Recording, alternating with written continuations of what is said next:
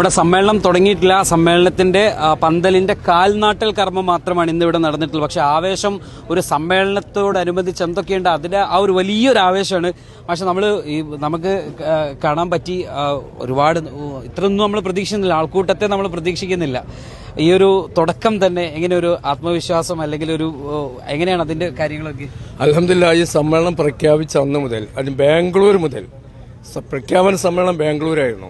എല്ലാ കണക്കുകൂട്ടലും തെറ്റിച്ചുകൊണ്ടാണ് ബാംഗ്ലൂരിന്റെ പ്രഖ്യാപന സമ്മേളനം നടന്നത്. തുടർന്ന് നടന്നിട്ടുള്ള ഓരോ പ്രവർത്തനങ്ങളും, ഏറ്റവും അവസാനത്തെ തഹിയ, ഇപ്പോൾ ഇവിടെ നടന്നിട്ടുള്ള ഈ കാൽനാട്ടിൽ കർമ്മം, ഈ നഗരിയിൽ ഒരു നിലക്കും നമ്മൾ ഇത്ര ഒരു ജനക്കൂട്ടം ഇവിടെ വരും എന്ന് പ്രതീക്ഷയല്ല. കേരളത്തിന്റെ വിവിധ ജില്ലകളിൽ നിന്ന്, അയൽ സംസ്ഥാനങ്ങളിൽ നിന്ന് ഉലമാക്കളും ഉമറാക്കളും സാദാത്യങ്ങളും നമ്മുടെ സംഘടനാ നേതാക്കളും പ്രവർത്തകരും എല്ലാം ആരും പ്രത്യേകം ക്ഷണിച്ചിട്ടൊന്നുമില്ല.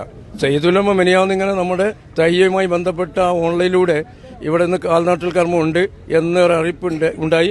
ആരും ബുദ്ധിമുട്ടായി വരണോളോ എന്നില്ല എന്നൊക്കെ പറഞ്ഞിരുന്നു. പക്ഷേ അവിടെ ഇരിക്കുന്ന ഇസ്മായിൽ കുഞ്ഞാജി അടക്കം ആലപ്പുഴയിൽ നിന്ന് അവിടെ എത്തിയത്, വിദ്യാഭ്യാസ ബോർഡ് മെമ്പറാണ്.